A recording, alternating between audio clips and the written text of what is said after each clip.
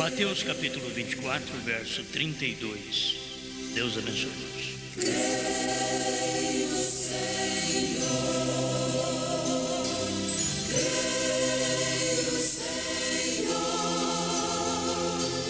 tudo é possível. Creio, Senhor, creio, Senhor, creio, Senhor, tudo é possível. Creio, Senhor. Aprendei, pois, esta parábola da figueira. Quando já os seus ramos se tornam tenros e brotam folhas, sabeis que está próximo o verão. Igualmente, quando virdes todas estas coisas, sabei que ele está próximo às portas. Em verdade vos digo que não passará esta geração sem que todas estas coisas aconteçam. O céu e a terra passarão, mas as minhas palavras não hão de passar. Bondoso Pai, cremos que todas as coisas contribuem para o bem daqueles que amam a Deus e que são chamados pelo seu propósito. Estamos agradecidos ao Senhor por viver nesse tempo. De um lado é o tempo pior que existe na terra, por causa do mal, do engano, do enredo religioso, mas também do outro lado é o tempo mais glorioso de todas as promessas gentílicas ser cumprida. Tudo que o Senhor prometeu para os gentios está aqui no momento final cumprindo. Obrigado. O Senhor já está para voltar aos judeus novamente e começar o seu trabalho entre eles, porque a porta está fechada nesse tempo final. Quando Laodiceia termina, então a porta se fecha e somente aquele eleito é que ouve a voz, mais ninguém. Ninguém mais pode entrar nesta arca da última hora, somente o eleito. Estamos agradecidos, Pai. Estamos vivendo nesse tempo, gente correndo para baixo, para cima, com fome, com sede, não de pão e nem de água, mas de ouvir a palavra do Senhor. E não encontra. A sua palavra diz que eles irão vagabundo de um lado para o outro, mas eles não encontram, não estão encontrando, porque para eles a porta já fechou. O eleito está dentro, guardado. Estamos na hora do grande rapto. Obrigado por tudo. Em nome do Senhor Jesus. Amém. Amém. Olha, Santo irmãos. Glória a Deus. Vamos falar em porta fechada. Tem hora que é de arrepiar, né? Porque porta fechou, não entra mais ninguém. Mas tem um período que devemos reconhecer entre os gentios, que a porta fecha, não entra mais ninguém. E só entra aquele que já é predestinado. Ele entra e você diz, mas está entrando alguém, mas não entra mais ninguém, não tem mais ninguém entrando. O que entra é apenas aquele eleito, é porque já está dentro. Ele já está dentro do plano de Deus. Então ele entra. Mas tem coisas que você percebe, a porta já está fechada. Parece que a gente está vivendo os 7 dias de Noé, com a porta fechada e Noé lá dentro, e nada aconteceu. 7 dias. Depois, aí vem os acontecimentos, quando os primeiros pingos do juízo começam a cair. E o reino gentílico está terminado. O profeta mostra isso, e está terminado o reino gentílico. O que falta é só dar o arrebatamento. Então a gente está vivendo numa hora aí que só o eleito pode ficar firme. Tem gente que não tem jeito de entrar mais porque eles não têm vontade. Não é questão que Deus diz, eu não quero que você entre, não. A porta está aberta, mas eles não entram mais. Eles não entram porque para eles não tem jeito mais de entrar. Para eles. Então, não sei como você vê isto. A hora que a gente está vivendo é tão terrível, que é porta aberta, porta fechada, é final de porta, é a fresta de porta apenas, a coisa está só um pouquinho aberta, ele está quase para fechar, já não está cabendo mais, e é por isso que as pessoas não dão conta. E não adianta a gente querer esforçar, só entra quem esforçar. Aquele que esforçar entra no reino dos céus. A Bíblia diz: se não esforça, tem gente que quer entrar assim na a vida mais frouxa, eles querem entrar, isso não vai entrar mesmo, vai ficar do lado de fora e não sabe, pensa que está dentro e está fora. É a mesma coisa, o povo pensa que Cristo está dentro da igreja e Cristo está fora. Você acha que se a igreja pentecostal soubesse que Jesus está do lado de fora, você acha que eles não saíam tudo de lá? Saía, mas eles não sabem. Agora, qual a questão de não saber? É a própria Bíblia que diz que eles não sabem. Cegos, nus, infelizes e não sabem. Então não tem jeito, não tem jeito. Se eles soubessem, eles saíram. Eles não sabem. Então eles têm que ficar lá dentro, dizendo: Jesus está aqui. E ele diz: sai. Se você escutar minha voz, sai. Entende? Agora eles não escutam a voz, porque eles não creem na voz. A voz de Deus é um profeta. Eles não creem em profeta, então eles não podem sair. E Jesus não está lá. É triste, mas o que nós vamos fazer? Nós vamos mentir para o povo dizendo: Jesus está dentro das igrejas. Não, ele está do lado de fora, porque Jesus é a palavra. Eles têm a emoção lá dentro, eles têm os dons lá dentro, mas a palavra mesmo eles não têm. E Jesus não é dom, Jesus é a palavra. Ele não é um dom, ele é a palavra. No princípio era o verbo estava com Deus e o verbo era Deus, e o verbo se fez carne e habitou entre nós. São João 1, verso 1 e 14. Então, se nós podemos ouvir a voz, então a gente sai. Mas quem não pode ouvir não tem jeito de sair. É duro, mas é assim mesmo. Não sai de Laodiceia, pensa que Jesus está lá dentro dela, e Jesus está do lado de fora. A pergunta dirigida ao irmão Brana foi: os judeus ainda terão a oportunidade de serem salvos após a dispensação gentia terminar? Tem jeito do judeu? Tem oportunidade para o judeu?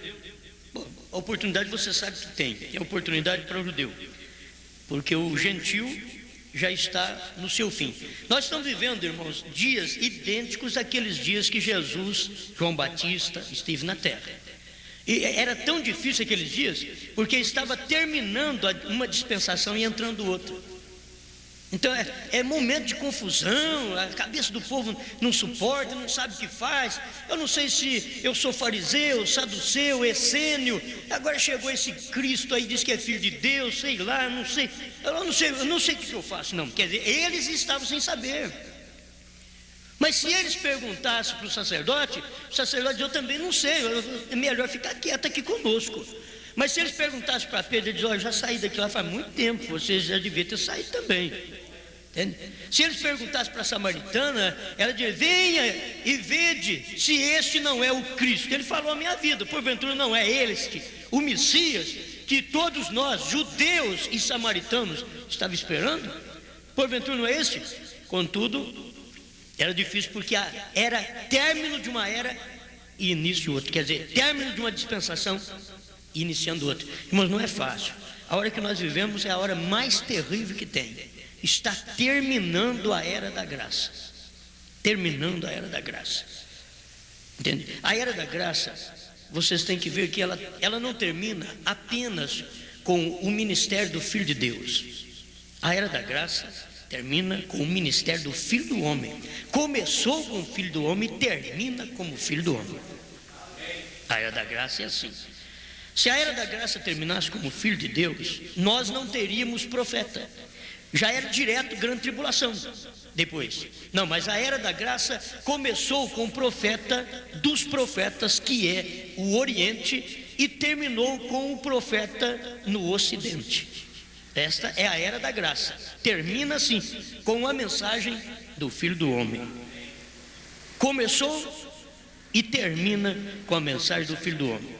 Essas coisas são profundas, mas as pessoas não percebem, e as pessoas estão vivendo muito bem na era do Filho de Deus. Isso é maravilhoso, é viver até Laodiceia. Mas quando termina a era de Laodiceia, entra a era do Filho do Homem. É o que a gente vai falar de noite outra vez.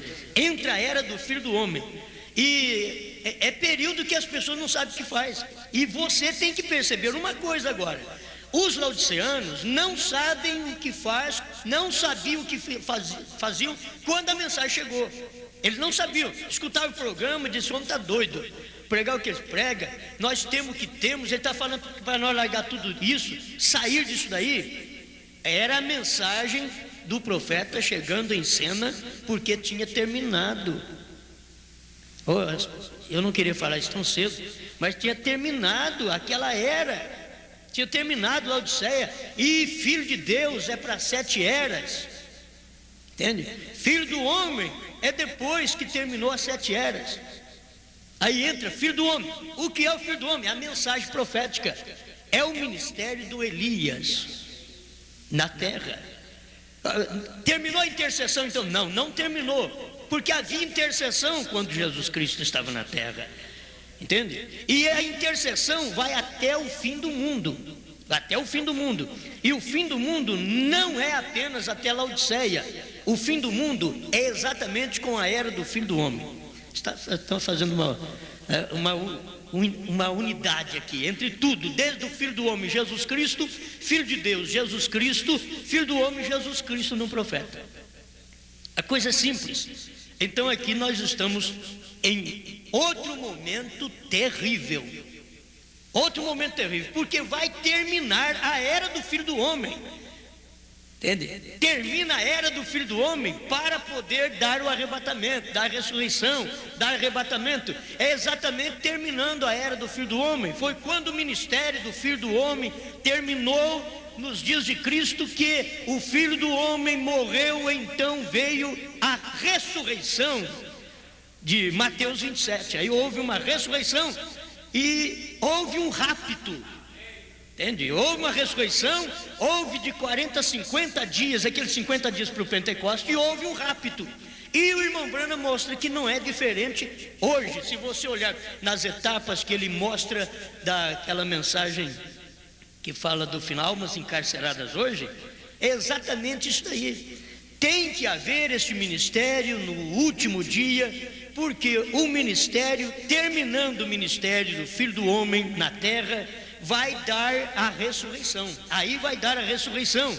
A ressurreição vem a transformação dos nossos corpos e vai dar o arrebatamento, como aconteceu lá. Jesus foi arrebatado, subiu ao céu em Atos capítulo 1, e ele prometeu que ele voltaria. Então ele está voltando agora para a igreja noiva só. Ele vai vir arrebatar a igreja noiva, para depois ele voltar para reinar o milênio com a igreja que ele arrebatou. Entende? Ele vai voltar para reinar o milênio. Amém? Uma coisa que eu nem pensei, acabei falando. Então, a hora que a gente vive é a hora mais difícil, não só entre os denominacionais, não só entre Laodiceia, entre os da mensagem. Não é fácil, porque é término, gente, é término, e há uma confusão. Você crê nisso, você crê naquilo. Não, você tem que perceber que está finalizando a dispensação gentílica. A dispensação gentílica, ela não finaliza com eras da igreja, ministério do Filho de Deus, mas terminando com o ministério do Filho do Homem, como começou. Porque começou aquela era e Jesus mandou pregar só para os judeus. Vocês não vão senão as ovelhas perdidas da casa de Israel. E agora, neste final da era gentílica, não pode pregar aos judeus. Você vai aos gentios, a essas ovelhas perdidas, que tem que entrar para dar a ressurreição. Quando entrar o último eleito, então dar-se-á o arrebatamento, a ressurreição, o arrebatamento. Então são coisas boas, mas a cabeça do povo, eles não sabem o que fazer. Não sabe, mas é só você acompanhar as escrituras, acompanhar o cumprimento das escrituras. Irmão Branham mostra tudo isso, as eras da igreja. Ele diz: as eras viveu sob o Filho de Deus. Todas as eras da igreja sob o Filho de Deus. Quando entrou o Filho do Homem, você tem que entender, houve uma mudança. Houve uma mudança, é a última chance. Como Filho do Homem, o Senhor Jesus Cristo foi a última chance para os judeus. Nesse tempo, o ministério do Filho do Homem, William Branham, é a última chance para os gentios. Quem quiser entrar, entra. Se não der conta, vai ficar para de fora mesmo. Vai ficar de fora. Porque nos dias do Filho do Homem, o Senhor Jesus Cristo, quem pôde entrar, entrou. Tinha milhares de judeus. Mas quem entrou, entrou. Quem não entrou, Jesus diz: agora já estou mudando de povo. Eu vou pôr vocês em ciúme com um povo que não é povo. Meu Deus do céu. Aí ele entrou entre os gentios, porque gentil é gente, não é povo.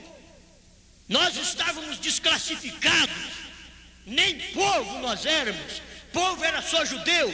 Aí veio Paulo e diz: Deus vai põe os judeus agora em ciúme com um povo que não é povo, porque Deus deixou de tratar com os judeus e passou a tratar conosco. E agora, gentil, você que se garba de tanta coisa, de tantos dons, de cura divina, de poder para expulsar demônio, sei que eu estou fazendo escola dominical desse jeito. Você que se garba de tudo isso, Deus está fazendo a mesma coisa, deixando o gentil e dizendo: eu já estou partindo para os judeus outra vez. É Deus falando. Você tem que entender que não sou eu, é assim diz a palavra de Deus. Ele está deixando o gentil agora, depois do ministério do Filho do Homem. Ele deixa os gentios para poder ir para os judeus através das duas testemunhas de Apocalipse 11. Primeiro, durante a tribulação, salvar esses 144 mil, para depois começar a nova dispensação chamada milênio. Que tempo a gente está vivendo, que hora tremenda, é hora de abertura de mente, de coração, a abertura que a revelação trouxe para nós através do Filho do Homem. Quando essa coisa chega, você tem que saber: a porta para as eras da igreja está fechada. Ela está aberta para o eleito que crê na manifestação do Filho do Homem. Se não crê, a porta já está fechada, já fechou lá atrás. Mas se você crê, ainda você sai de lá e entra na era do Filho do Homem. É a última porta, a única frestazinha que se pode entrar é através desta mensagem. Meu Deus do céu, aleluia, glória a Deus. Sim, meu querido amigo cristão, o dia dos gentios está terminado. Parágrafo 72, perguntas e respostas sobre Gênesis. Sim, meu querido amigo cristão, o dia dos gentios está terminado. Terminando agora mesmo. Você vê que isso aqui foi antes da revelação dos selos. Antes da revelação dos selos, irmão Branham já está pregando isso. E Deus retornará aos judeus. Deixe-me dizer a esta pequena igreja que estou orando constantemente. O judeu tem um só Deus, e este é Jeová.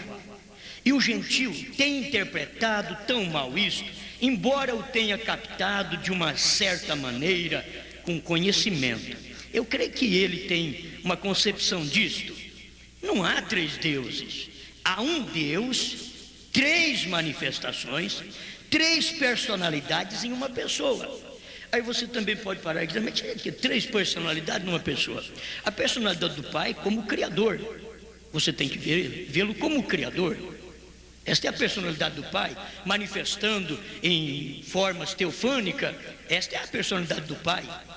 Logo ele mudou de máscara, ele pôs a máscara de filho, é a personalidade do Filho. Logo ele tirou aquela máscara de filho e voltou no dia de Pentecoste com a última máscara do Espírito Santo, mostrando aquilo para o povo, o que ele é. Como que ele é, não três pessoas distintas, entende? Não três pessoas distintas, mas aqueles três atributos estavam exatamente numa pessoa. Ele diz três personalidades em uma pessoa. Alguém diz: mas não pode ser personalidade separada. Mas como você tem corpo, espírito e alma, entende? Você tem um corpo, esse corpo, se não tiver espírito, ele está morto, mas que ele é um corpo, ele é. Que ele é um corpo, ele é. Então Deus é assim. Você só vai ver a perfeição de Deus quando ele foi Criador como Pai, ele foi Salvador como Filho, o próprio Deus. E ele é o revelador, o restaurador como o Espírito Santo. Então você vai ver isso. Aí você vai ver perfeição. Ele é completo em três e perfeito. em 7. Amém? Glória a Deus. Esse é o parágrafo 72, perguntas e respostas sobre Gênesis. E vocês me perdoem, mas eu vou ler apenas alguns tópicos.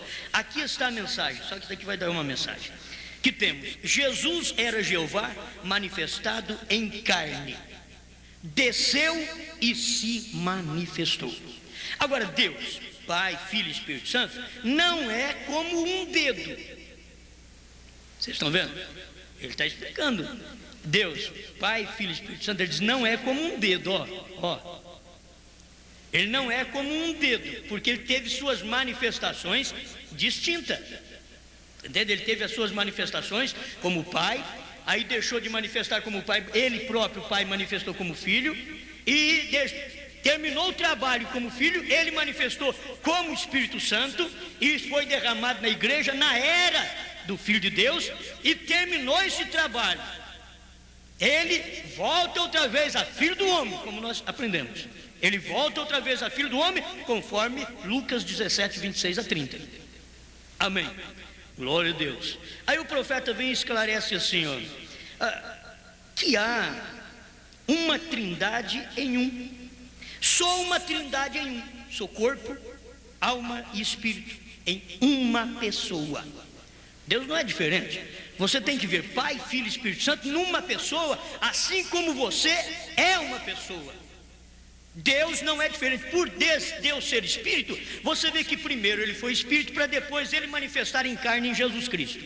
O meu e o seu primeiro ser foi Espírito, para depois Deus fazer-nos um corpo animal, que é o corpo que nós temos hoje, certo? É esse corpo. Talvez a pessoa não entenda, chamando de animal, o que é isso? A pessoa não entende o que é isso.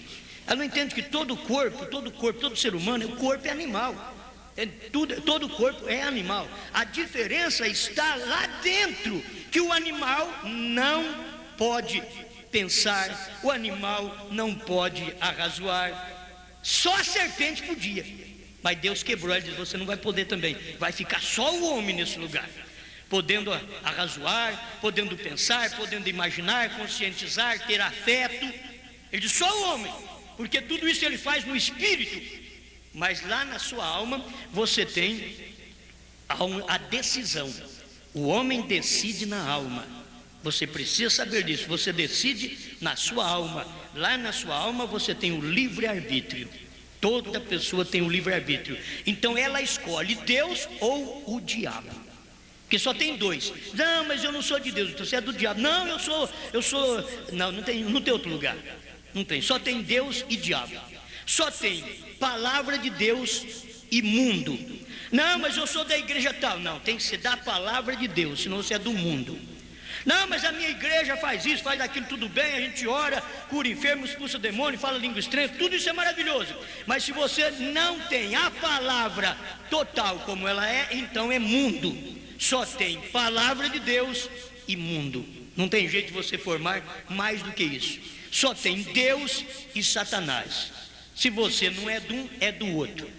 E Deus tem os seus agentes e Satanás também tem seus agentes. Aí você vê quem é que trabalha para você. Quem tira sua roupa é Satanás, e quem põe roupa em você é Deus. O diabo não põe, o diabo só tira. O diabo não põe. Preste atenção aqui agora. Sou feito de células, sangue e nervos. Todavia sou um ser. Células, sangue e nervo. Mas todavia somos um ser. Amém? Para tudo que você olha é uma trindade. A trindade em um. Tudo que você olha diz é uma trindade. O erro está deles falar que são três pessoas distintas. Aí eles formam três deuses. Havia uma trindade na arca. O piso inferior, onde estavam as criaturas rastejantes. O segundo piso, onde estavam as criaturas que voavam. E o terceiro piso para Noé e sua família. Agora eu pergunto, em qual piso você está? Em qual piso da arca você está? Se você estiver em justificação, você está rastejando como os animais da arca. Se você estiver na santificação, você está voando como os animais da arca. As aves voavam no segundo compartimento piso. Mas se você estiver na mensagem do dia, no batismo do Espírito Santo, você está onde estava Noé. Agora são aplicações, você tem que entender isso. São aplicações, não é tipo, porque Noé não é tipo da noiva. O tipo da noiva é Enoque, que foi arrebatado. Mas as aplicações dentro da trindade, que era uma arca, você tem que saber onde você está. Se está rastejando ainda no mundo, ou se você já está lá em cima. Uma portinha que só dava para olhar para o céu. Já não olha mais para fraqueza de irmão, de irmã, não tem jeito de olhar mais, só olhava para o céu. Essa era a porta que tinha na arca onde Noé estava. E ali era uma trindade, né? Olha para você ver, tudo. No tabernáculo também era uma trindade. No tabernáculo havia a congregação, que era o átrio exterior, onde ficavam os gentios. No átrio exterior, por lá de fora. E o lugar santo, que era como esse lugar aqui, o lugar santo, o lugar onde nós nos reunimos, onde era sustentado pela luz do candelabro, certo? Aquele candelabro com 7 lâmpadas, então clareava, iluminava este lugar santo. Mas atrás dessa cortina aqui, vamos dizer que era o lugar santíssimo. Então tudo é uma trindade. Até no tabernáculo estava a trindade, mas aquilo formava o tabernáculo. Não 3 tabernáculos, o tabernáculo. Aquilo da arca formava a arca, não 3 arcas separadas, certo? Deus fez aquilo aí, mas pôs tudo um em cima do outro. Deus pegou o templo e diz: faça aí o átrio exterior, o lugar santo e o lugar santíssimo. É uma trindade, mas é uma trindade formando não 3 separados. Assim é o homem, a imagem de Deus. Corpo, espírito e alma forma um homem. Assim Pai, Filho e Espírito Santo forma um Deus. Qual o nome dele? Jesus Cristo. Aqui você está vendo o Osmar. Ele é corpo, espírito e alma. Mas eu não chamo corpo, espírito e alma. Eu tenho um nome: Osmar Rodrigues Costa. Deus também é assim. Ele é Pai, Filho e Espírito Santo. Mas ele não é 3. Ele é o Senhor Jesus Cristo. Ele diz: quem me vê a mim, vê o Pai. Amém, aleluia. Ele tem havido 3 dispensações: a dispensação da paternidade, a dispensação da filiação. Você sabe, a paternidade, a criação do mundo, a filiação, quando ele veio para morrer, para nos salvar, e a dispensação do Espírito Santo, que é Cristo na igreja, durante o período destas 7 eras da igreja. Se você avançar mais um pouquinho nisso daqui, você verá que quando Cristo termina o seu período nas 7 eras da igreja, o ministério na terra do Filho do Homem é a única forma da pessoa ter Cristo dentro dela outra vez. Porque aquilo, eles estão com o maná de ontem, e o próprio Jesus diz: ó filho, isso daí já terminou, você tem que passar aqui, eu estou no Filho do Homem, eu estou vestido de uma carne humana, e você precisa me ver agora. Amém? Uma ligação dessas mensagens que não tem jeito, não adianta eu querer fugir. Vê o que eu quero dizer?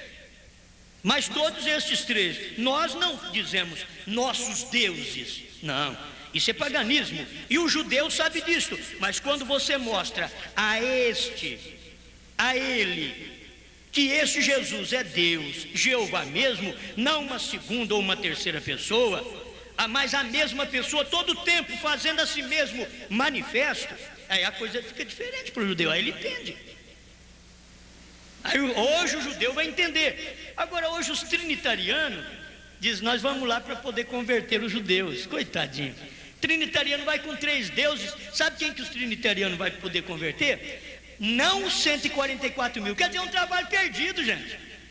Porque que vai se salvar dos judeus nesse tempo final, pela Bíblia, Apocalipse capítulo 7, é 144 mil judeus, 12 mil de cada tribo. 12 vezes 12 dá 144 mil. Então qualquer igreja evangelho trinitariano que chega em Jerusalém e diz: nós queremos nos apresentar o Messias, Jesus Cristo, a segunda pessoa da Santíssima Trindade, o judeu que aceitar isso daí Ele não faz parte dos 144 mil, porque quando Moisés e Elias chegar lá, vai dizer: eu vim aqui apresentar a vocês o grande, o eterno, o Jeová, o Todo-Poderoso, o Senhor Jesus Cristo, que manifestou entre os gentios, e que agora eu venho apresentar para vocês, que os vossos pais mataram esse Messias lá atrás. Eu venho dizer para vocês que ele, aquele Messias, é Deus, o único Deus. Aí o judeu vai crer, o judeu vai aceitar, porque é o único Deus. Agora você chega e parte Deus em três, quer entregar para um judeu? O judeu mesmo tendo rejeitado a Cristo, o verdadeiro judeu rejeita essa mensagem também trinitariana, que Deus é três partes, três pessoas distintas. Um judeu rejeita. Os 144 mil só vai aceitar a mensagem dos profetas Moisés e Elias, Apocalipse 11. Amém. Bom, o doutor Riad, ele era um fundamentalista, né? Ele era um homem abençoado e ele tinha crido em Deus com aquela experiência tremenda. Um homem sábio, aqui no parágrafo 74, perguntas e respostas sobre Gênesis. E ele chegou para o irmão Branham e disse: eu tenho crido em Deus desde que eu era um menininho. Disse: todavia minha vida está vazia. Disse: os mestres têm estado errado? Perguntou para o irmão Branham. Os mestres têm estado errado? Agora, ele era aquele homem que conhecia muito bem até a mensagem de Wesley, mas ele não chegou à mensagem pentecostal dos dons. Irmão Branham teve que mostrar para ele. Irmão Branham, ele diz assim: irmão Branham, eu tenho estado confundido. Disse: tenho crido e aceito Cristo como meu Salvador pessoal. Há algo maior que isto? Há algo maior que aceitar Jesus Cristo como meu Salvador pessoal? Há algo maior que isto? E você precisava entender que tem ainda mais uma caminhada, gente. Porque aceitar Jesus como Salvador, luterano aceitou, wesleyano aceitou. Há algo mais para mim? O doutor Riad perguntou para o irmão Branham. E creio que sou nascido de novo do Espírito, mas não tenho testemunho de nada. Aí o irmão Branham disse: irmão, detesto dizer isto, mas os mestres, e esse homem era mestre, lá do colégio, lá, ele era um grande mestre, um ensinador. Ele diz: mas os mestres e suas escolas têm enganado você. Olhe, como eu posso dizer isso? Não creio em abrandar seu caminho para o céu. Creem assim suas igrejas? Ouço pelo menos alguns através daqui. A Bíblia diz isto. Crê você? Ou você crê? O diabo crê e estremece também. Ah, mas eu creio, tá bom. Eu creio em Jesus Cristo. Mas o diabo crê também. Ah, mas eu aceitei a Jesus Cristo como meu Salvador. Muito bem. O diabo não pode aceitar Jesus Cristo como Salvador, mas que ele crê que ele crê. Ele sabe muito bem. Ele sabe que Jesus Cristo é Salvador.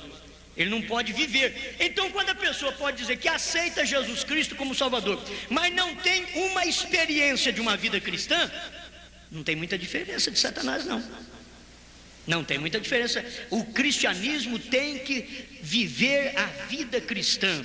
O espírito de vocês tem que dar testemunho com o seu espírito. Quer dizer, nosso espírito tem que dar testemunho com o Espírito de Deus, que vocês são filhos e filhas de Deus, sendo nascidos de novo e recebido o Espírito Santo. Amém?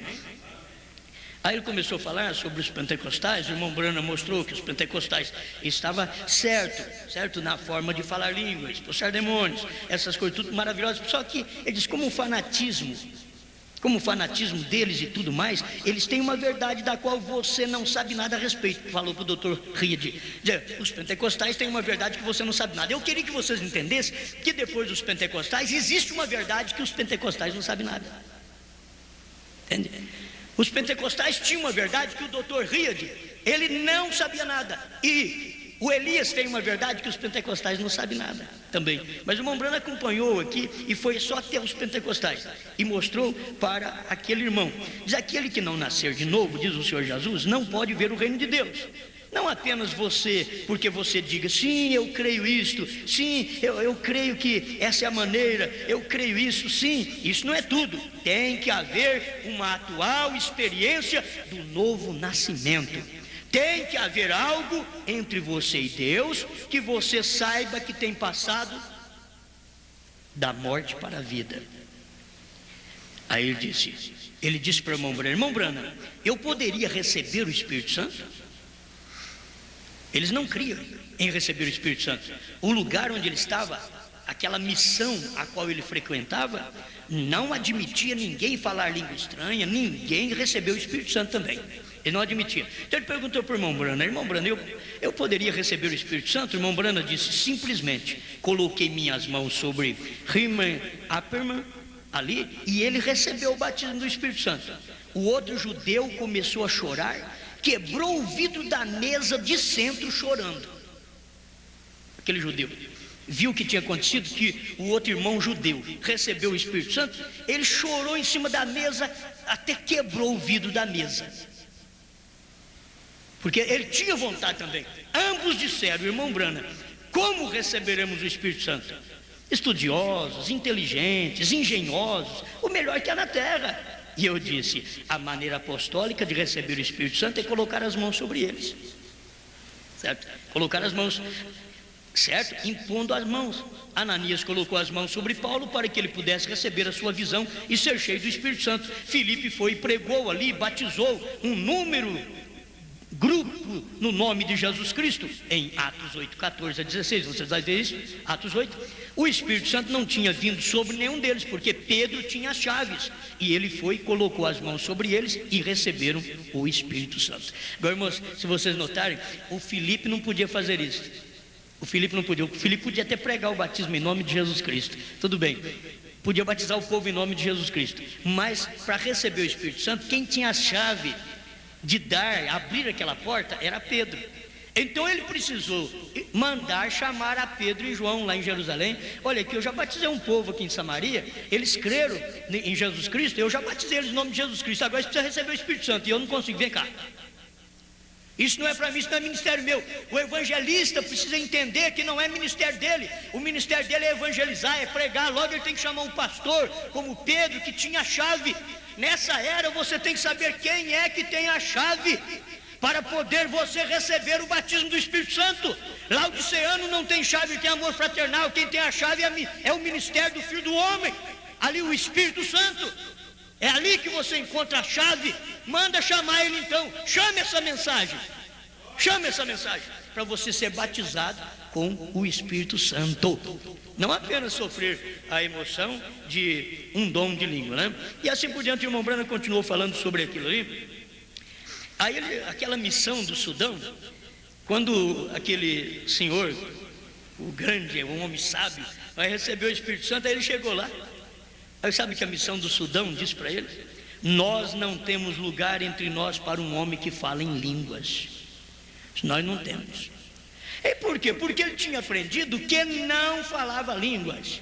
Ele tinha aprendido que não falava, que simplesmente se ele fosse justificado com a mensagem de Lutero, santificado com a mensagem de Wesley, que era o suficiente. Mas Deus tinha dado um passo à frente. E o irmão Branham teve que mostrar para ele que ele precisava também receber os dons, porque esse era o ministério do irmão Branham naquele tempo também. Antes de 63, era o ministério do irmão Branham, era ajudar as pessoas a chegar a receber dons espirituais, e genuíno no tempo do irmão Branham.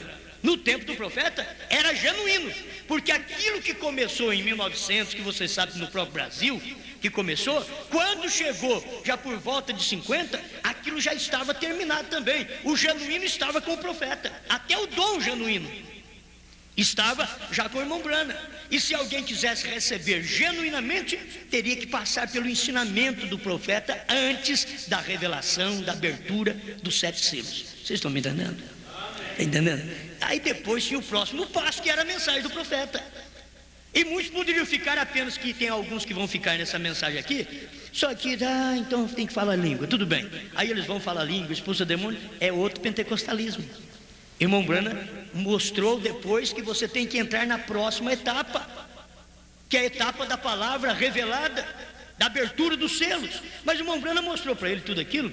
Aí ele veio ao profeta e disse: alguém fala em língua? Por quê? Eu disse: eles não têm lugar lá no Sudão não tinha lugar para quem falava em língua. Aí o irmão Brana falou para eles: bom, então eles não têm lugar para Jesus Cristo, porque Jesus Cristo falou em línguas desconhecidas e morreu falando em línguas desconhecidas. Eli, Eli, lama sabachthani. Ele falou língua desconhecida até na hora da morte. Então eles não tinham lugar nem para Jesus Cristo lá dentro. Não tinha lugar nem para Jesus Cristo. Aí você vai ver, meu irmão, minha irmã, que quando Deus passa para a próxima mensagem, que era a revelação, a abertura dos selos em 1963, quando Deus passa para esse ministério do Filho do Homem, todas as pessoas que falarem línguas, curar enfermos, expulsar demônios, teria que prosseguir agora com a revelação dos 7 selos.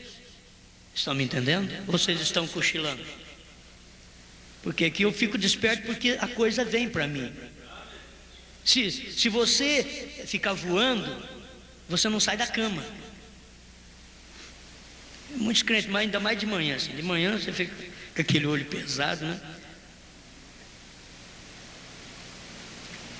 Olha bem, a pessoa sempre tem que olhar a próxima etapa. Eu nunca prego essas mensagens do profeta. Em 50 e quantos daqui? Essa mensagem foi, meu Deus do céu, ela foi 29 de julho de 53.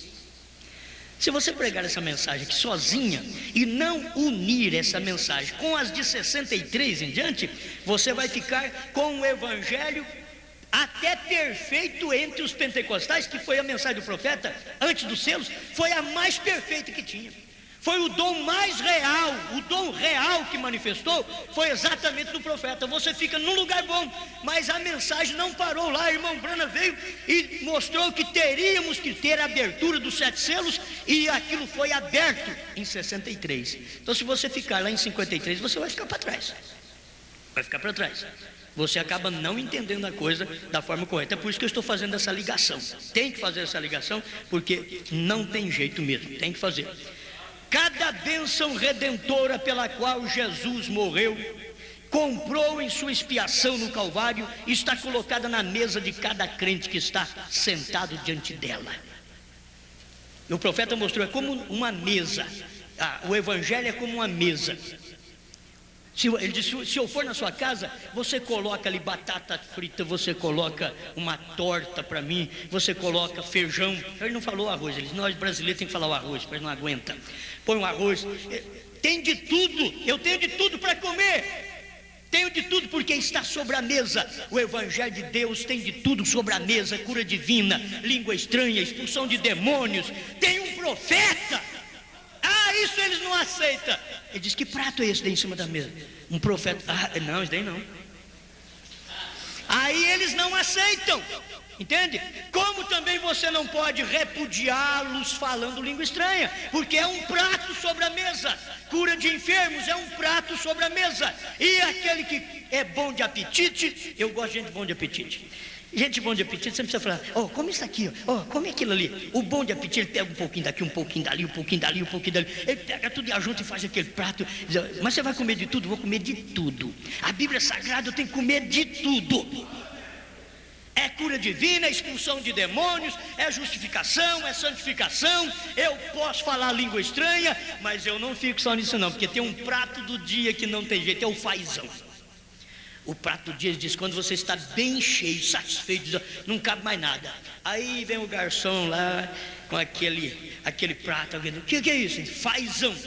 Parece que esvaziou o estômago. Vai começar a comer tudo de novo, porque o fazão dá apetite. Esse é o prato do dia. Um profeta na era é um fazão na mesa. E o eleito chega lá e come. Não quero isso aqui não, né? Aqueles meninos anêmicos que nós temos. Não, eu não gosto de cebola, eu não gosto de tomate, eu não gosto de alho, eu não gosto de alface. O que você quer? Eu quero só carne. Carne cheio de doença também, né? Você come carne podre. É um pássaro, é um pássaro grande, bonito, e a carne diz que é a melhor carne que tem. A melhor carne, isso daí eu vou te falar, viu? Não pode ser que nem frango de granja, essa coisa branca também, né? Que aí não funciona. Mas aí está o fazão do dia, o prato de Deus hoje. Amém? Como isso é bom, tudo está sobre a mesa, aleluia. Se eu necessito de cura, eu digo: Pai, passa minha cura, esse prato de cura.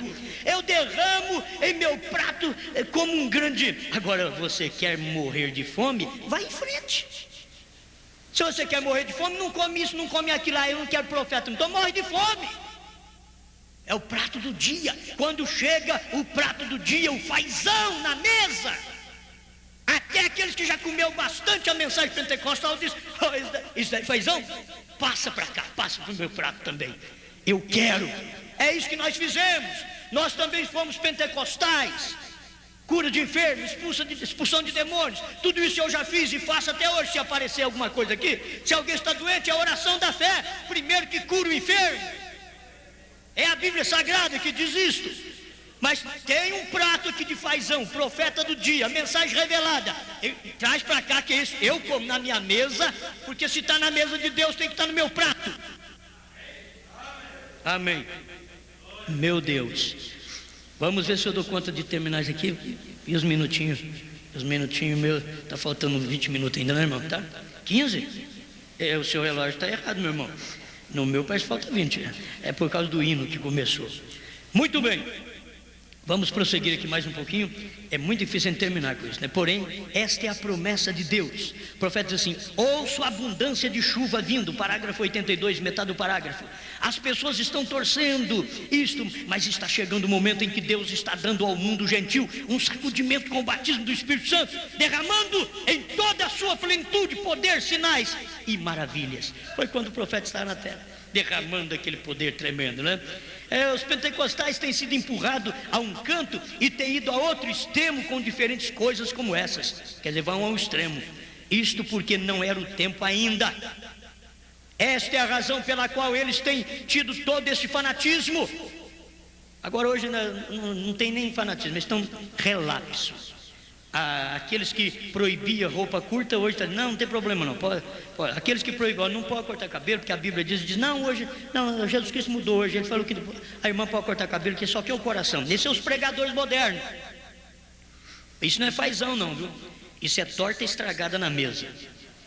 Porém, esta é a promessa divina de Deus, a palavra divina de Deus. Isto tem que suceder, porque Deus assim o tem dito, e eu creio, amém?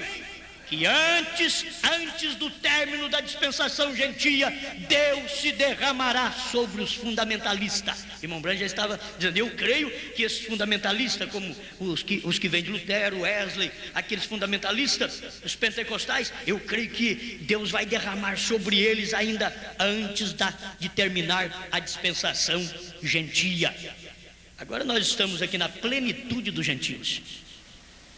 E vivemos esse tempo, plenitude dos gentios, quer dizer, é o apogeu, é o final, é a taça cheia nos gentios agora. Não tem mais nada depois não. Você rejeita essa mensagem, você vai ter que pagar o preço na grande tribulação. Isso é claro, vai ter que ir para lá. Meu Deus do céu, Deus tem a cura divina posta sobre a mesa aqui. Ele tem profecia sobre a mesa, Ele tem o falar em língua sobre a mesa, Ele tem os 9 dons espirituais para o corpo, e você pode satisfazer-se de cada um deles. Aleluia. Ao encerrar essa dispensação gentil, os judeus regressarão. Agora que vai começar a resposta. Aprendei, pois, a parábola da figueira. Quando já o seu ramo se torna tenro e brotam folhas, bem sabeis que já está próximo o verão. A parábola da figueira é Israel, na sua terra. Aprendei, pois, a parábola da figueira.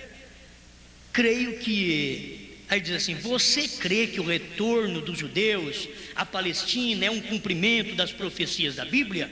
Ouvimos dizer que você vai à Palestina, isto é verdade? Aí passa para a outra pergunta sobre os judeus. Será que nós deixamos isso para outro dia, outra mensagem, para nos ajudar? Mas irmão Branham aqui mostra, eu tenho que usar esse primeiro tópico aqui, ó. Se você quer saber em que época do ano estamos, você olha no calendário. Se você quer saber em que época do ano estamos, você olha no calendário. Se você quer ver que hora é, você olha no relógio. Se você quer ver em que dia você está vivendo, olhe onde os judeus estão. Este é o relógio de Deus. Se você quer saber, olhe. Agora o povo está passando despercebido, gente, que os judeus já voltaram para sua pátria em 48. Aquilo estava marcando, irmãos, está marcando o fim do tempo para os gentios. Aquele relógio, os judeus voltando para a sua pátria, era uma marca no relógio divino. Gentios, preparem, porque olha, está chegando o seu fim, porque já está a figueira brotando, os seus ramos tenros novos, brotando folhas. O gentio então tem que dar um jeito de levantar a cabeça, porque a nossa redenção está próxima. Olha para o relógio de Deus. Olhe, Deus vai tratar com os judeus através de Moisés e Elias. Apocalipse 11.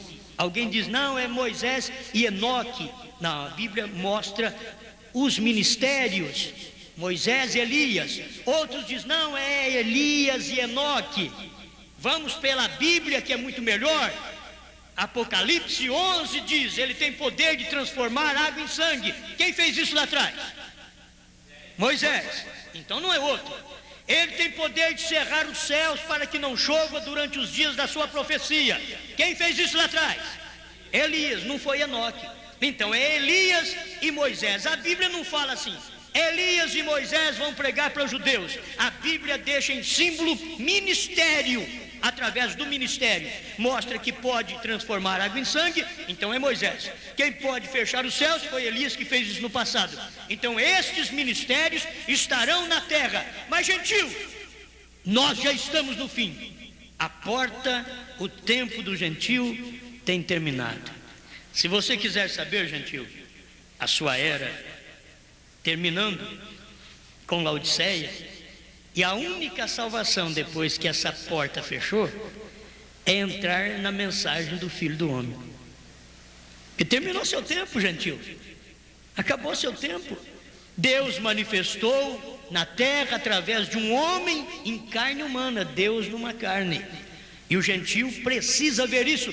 Como os gentios não podem ver, então os eleitos verão a mensagem profética do Filho do Homem na terra. Hoje, assim como os eleitos judeus viram a mensagem de Deus encarnada no Filho, Jesus Cristo. Obrigado, Pai. Isto é maravilhoso para todos nós, podermos ver, caminhar nesta luz, que não é uma luz de fantasia, mas é uma luz real, que não é andar no clarão, mas é na luz do Evangelho. Como te damos graças. Tem luz no coração, tem luz na alma, tem luz na vida, porque, Senhor, Tu tens mandado esta mensagem para nós neste tempo final, e esta mensagem, ela rompe toda a carnalidade, ela rompe com toda a teologia humana e de igrejas, ela rompe com tudo e traz a verdade à cena. Estamos agradecidos, Pai, por poder ver estas coisas. O mundo não pode ver. Muitos gentios não poderão ver, porque estão cegos, porque estão na era de Laodiceia.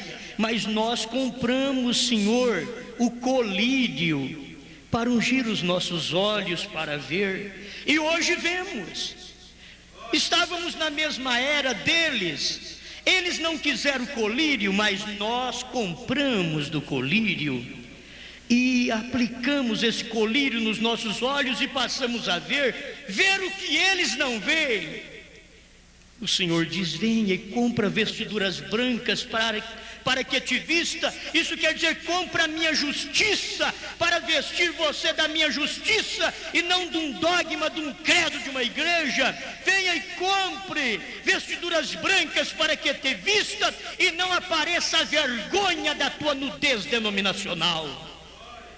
Deus, ajuda-nos a vestir essa roupagem da Bíblia e não estar nesse nudismo denominacional, espiritual, que a pessoa não chega nem ver a verdade, porque a luz veio ao mundo, mas eles amaram mais as trevas do que a luz, porque as suas obras eram más. Mas nós te damos graças, porque a luz chegou, a luz veio a nós, e podemos te adorar com esta luz no nosso coração, em nome de Jesus Cristo. Amém, Senhor. Amém.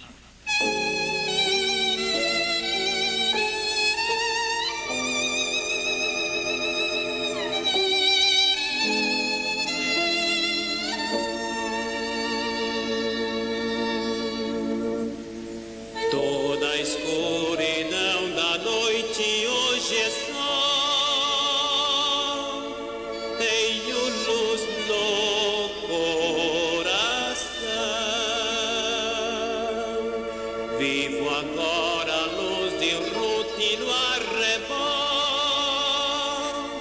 tenho luz no coração,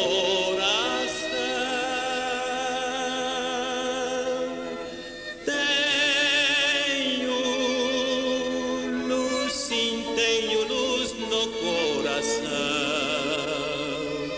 pois Jesus as trevas todas dissipou. Doces hinos cantarei, pois Jesus hoje é meu rei. Tenho luz, sim, tenho luz no coração. Na última era, a era de Laodiceia, vocês vê uma fagulhinha de luz lá, aquela bola, o resto tudo é negro, é escuro, mas aquela fagulhinha de luz já saiu de lá também, tudo está escuro. A luz, só para quem tem a mensagem. Cristo mundo um paraíso fez pra mim, tenho luz no coração, meus deveres com amor eu cumpro enfim, tenho luz no coração,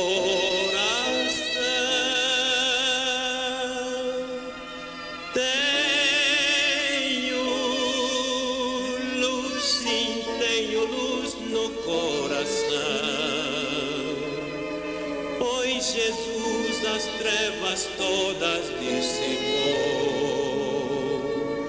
Doces hinos cantarei, pois Jesus hoje é meu rei.